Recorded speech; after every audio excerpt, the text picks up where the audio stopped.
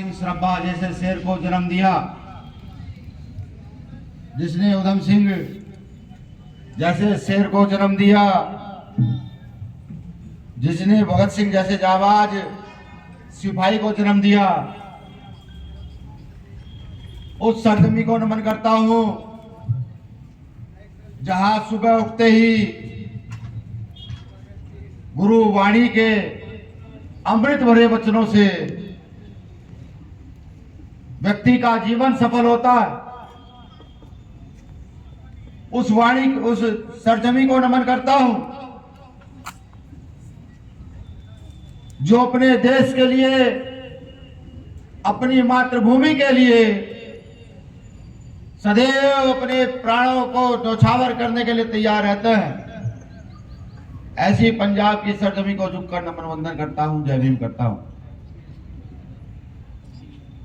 मैं अपनी बात शुरू करूं, बात शुरू करने से पहले बहुजन समाज में जन्मे सभी संतों, गुरुओं, महापुरुषों को नमन करता हूं। उन सभी को नमन करता हूं जिन्होंने भारत में जन्म लेकर के बराबरी का आंदोलन चलाया, जिन्होंने गैर बराबरी को खत्म करने के लिए अपना पूरा जीवन लगाया, उन सभी को भी नमन करता हूं। आज इंकलाब रैली रखी गई है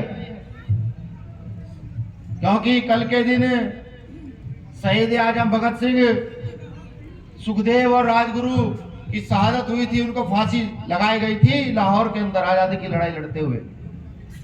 अब से 2 दिन पीछे भी एक बहुत महत्वपूर्ण दिन था।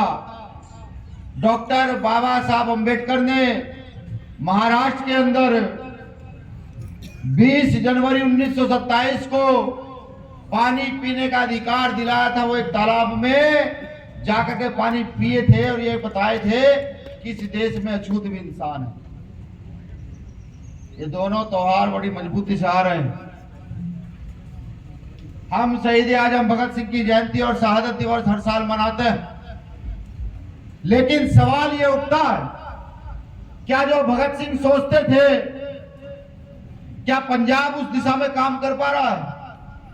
क्या ये भारत उस जवानी, वो लड़ने की ताकत हमारी कहां चली गई है कि हम खड़े भी नहीं होना चाहते हैं? मैं अपने बारे में आपको बता दूं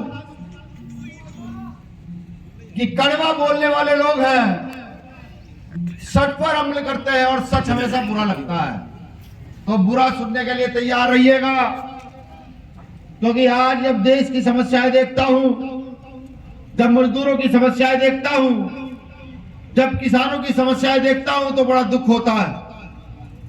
अभी दिल्ली में 800 से ज्यादा किसान शहीद हुए, लेकिन उन किसानों की बात करने वाला कोई नहीं है। हर रोज भूख के कारण इस देश में ना जाने कितने मजदूर मरते हैं, लेकिन उनकी आवाज उठाने वाला कोई नहीं है। हर रोज ना जाने कितने ऐसे बच्चे हैं जिनके पास स्कूल की फीस नहीं होती, उनको स्कूल छोड़ना पड़ता है, लेकिन उनकी आवाज उठाने वाला कोई नहीं है।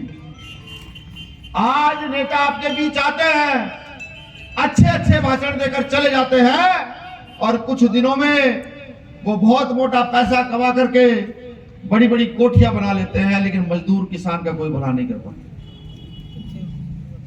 सोचिए, अगर कहीं पर शहीद आजम भगत सिंह की आत्मा होगी तो वो रोती होगी, वो सोचती होगी कि मैंने ऐसे देश की कल्पना नहीं की थी, मैंने ऐसे सोए हुए लोगों की कल्पना नहीं की थी, ना जाने मैंने क्यों इस देश के लिए अपनी जान को न्यौछावर किया, वो सोचती होगी। आज हम अपनी समस्याओं पर भी बात नहीं कर सकते, हम अपनी समस्याओं पर भी बात नहीं कर सकते, चाहे सरकार किसी की भी हो, चाहे दिल्ली के अंदर भारतीय जनता पार्टी की सरकार हो, चाहे पंजाब के अंदर आम आदमी पार्टी की सरकार हो, या किसी प्रदेश में कांग्रेस की सरकार हो। वो सरकारें इस देश के गरीब, मजदूर, किसान, व्यापारी की समस्या पर काम नहीं करती, क्योंकि अगर वो आपकी समस्या पर काम करेंगे तो आपको सोचने का मौका मिलेगा। क्योंकि यहाँ पुलिस विभाग के लोग भी हैं, खुफिया विभाग के लोग भी मुझे सुन रहे होंगे। मैं देख रहा हूं कि यहाँ व्यापारी भी हैं जिनकी दुकानें हैं, यहाँ मजदूर वर्ग के लोग भी हैं, किसान भी हैं। तो जानिए इस देश में हमारी सिर्फ दो समस्याएं हैं। पहली समस्या है चिकित्सा की समस्या, हॉस्पिटल की समस्या। किस देश के अंदर शिक्षा चिकित्सा को भी दोहरी प्रणाली में डाल दिया गया है। अगर आप पैसे वाले अमीर हैं और आपके घर में नेता या अधिकारी हैं तो आपके बच्चे का, आपके पिता का, आपकी माता का इलाज अच्छे हॉस्पिटल में हो जाएगा। ये हमने कोरोना काल में देखा। लेकिन अगर आप गरीब हैं तो आपके बच्चे का, माँ का, पिता का इलाज, दादा का, दादी का इलाज किसी अच्छे हॉस्पिटल में नहीं हो पाए।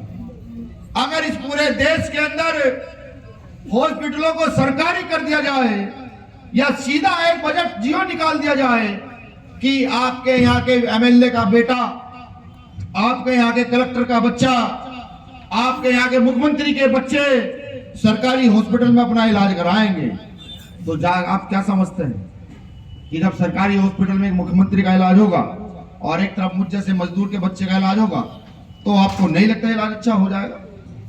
बिल्कुल अच्छा हो जाएगा। लेकिन इस पर कोई बात नहीं करता, क्योंकि अगर इस पर बात होगी तो पूरे देश में कई लाख करोड़ का घोटाला आपको सामने देखने के लिए मिलेगा कि अगर डेंगू का बुखार आपके बच्चे को चढ़ जाता है, अगर डेंगू का बुखार आपके बच्चे को चढ़ जाता है तो प्राइवेट हॉस्पिटल में 50,000 रुपए से कम आपके बच्चे का इलाज नहीं होगा।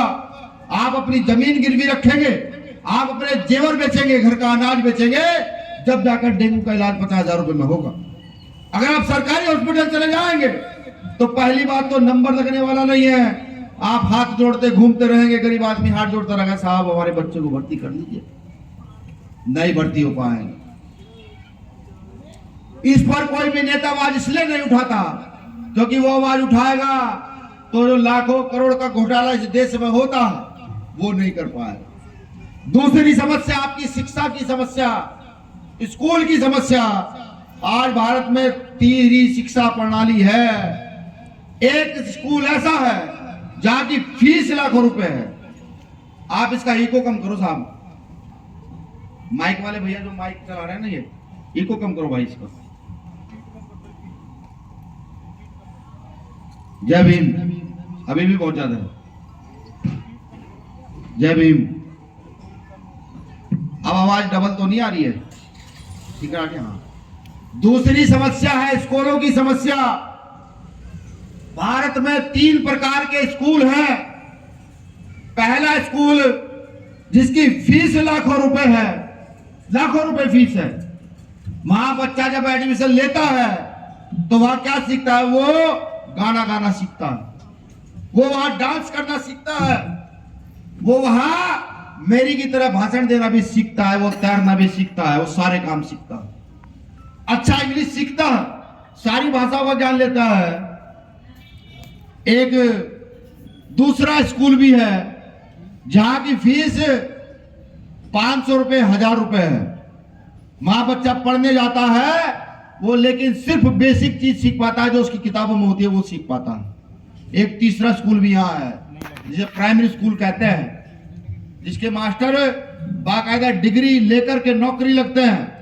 हालांकि आज उन टीचरों की ड्यूटी लगाई जाती है, जातिगत जनगणना कर दो, जानवरों की जनगणना कर दो, जाओ वोट की गिनती करो, जाओ देखो कितने लोग जिंदा कितने मर गए हैं, उनको वहां लगाया जाता है। वहां उन स्कूलों में मजदूरों का, किसानों का बच्चा जाता है, वो वहां खाकर के आता है, वो जाता है प्लेट लेकर के और खिचड़ी खाकर आता है। पंजाब में व्यवस्था खिचड़ी खाने की है स्कूल में? हाँ है। वो वहां मिड डे मील में खिचड़ी खाकर आता है। अब आप सोचिए, एक स्कूल जिसकी फीस लाखों रुपए है और एक स्कूल जहां सिर्फ खिचड़ी मिल रही है, क्या आपका बच्चा और उस लाख रुपए वाले स्कूल का बच्चा कभी मुकाबला कर पाएंगे? आपको लगता है कि वो दोनों कभी साथ बैठकर एक जगह एक स्थान पर रह पाएंगे? कभी नहीं रह पाएंगे। इस देश के किसी भी माई के लाल नेता में हिम्मत नहीं है जो कोई कितना बड़ा नेता हो ये कहता हो कि नहीं मैं रहबर हूं, वो ये कहे कि इस देश में एक जैसे स्कूल कर दो। कह नहीं सकता, क्यों? जानता है कई लाख करोड़ का घोटाला घपला शिक्षा के व्यापार में है। लोग आज इस व्यापार से इतना मोटा धन कमा रहे हैं, उनको कोई मतलब नहीं है आपके बच्चों से, उनको कोई मतलब नहीं इस देश से, देश बर्बाद हो रहा है, उनको कोई मतलब नहीं है। लेकिन नेता कोई कहने वाला है नहीं, हम सीधे लोग हैं, हम उनके चंगुल में फंसे रहते हैं। वो आते हैं, अच्छी अच्छी बात बताते हैं इस बार हमने आपके लिए यह कर दिया, वो मिड डे